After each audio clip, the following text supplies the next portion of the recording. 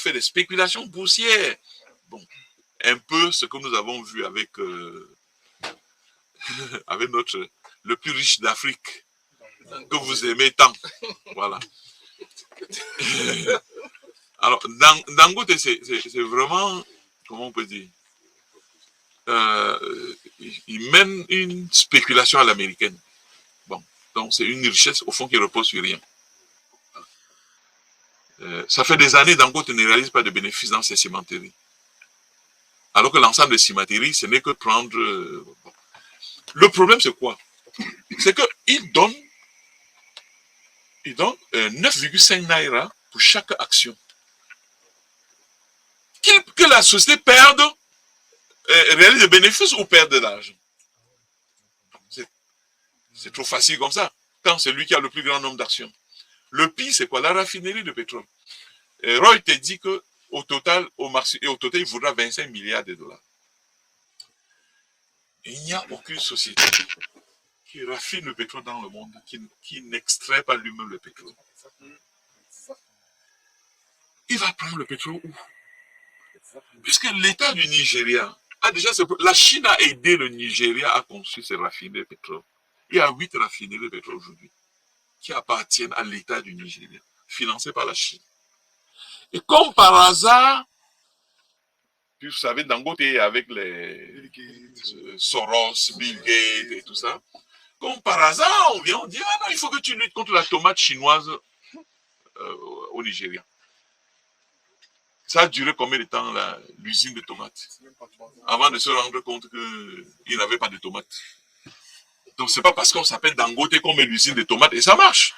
Donc, maintenant, on passe au pétrole. Il va raffiner 750 000 tonnes par jour. Non, 750 000 barils par jour. C'est moins de tonnes.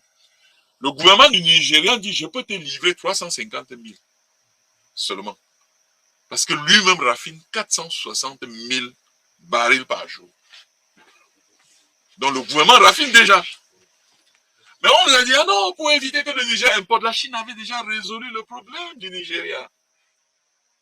C'est parce qu'on entend toujours que le Nigeria ne raffine pas, il ne raffine pas. Il y a longtemps que la Chine a résolu le problème. Il y a 8 raffineries financées par la Chine. Il y a 8 raffineries. Le pire n'est pas là. Le pire, c'est que il lève les fonds pour la raffinerie à un taux de 13,5%. Quand la France emprunte l'argent à la Chine, vous savez à quel taux? C'est 2%. Lui, Dangote va emprunter l'argent sur le marché à 13,5%. C'est plus que de l'usure, c'est la faillite. Donc, je veux bien. Faites donc très attention que ce n'est pas l'argent. On revient là. Ce n'est pas l'argent. Tu n'as pas le process, tu n'as pas le process. Et on a eu à Bafang quelqu'un qui a aussi fait une société de cacao. Et j'avais dit la même chose. Il a fait 66 milliards de francs CFA pour ouvrir une société de cacao à Bafang. Là, je suis d'accord avec celui qui parle de Bafang.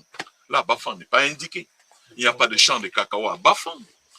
Mais pire encore, ça fait depuis 2003 que toutes les entreprises qui traînent le cacao tombent en faillite. Parce que l'Union européenne a fait un règlement qui dit que désormais on peut faire le chocolat sans cacao.